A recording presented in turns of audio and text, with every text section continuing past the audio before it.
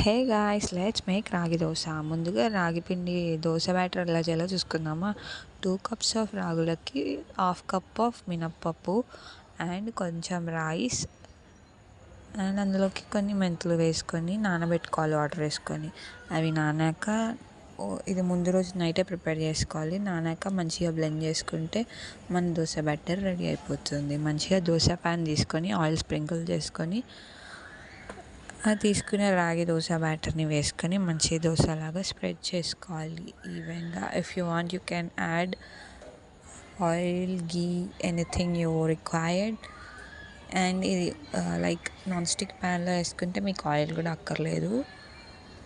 And ఇది one side కాల్చుకున్నా సరిపోతుంది, both side కావాలనే రూల్ ఏం లేదు. Healthy and easy recipe, every one can eat it.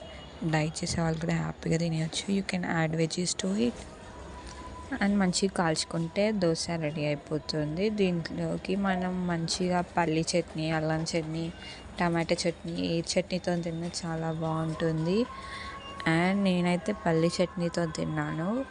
మీరు కూడా రెసిపీ ట్రై చేసి ఎలా ఉందో కామెంట్ సెక్షన్లో కామెంట్ చేయండి. Thank you for watching. Like and subscribe. Bye bye. Thank you.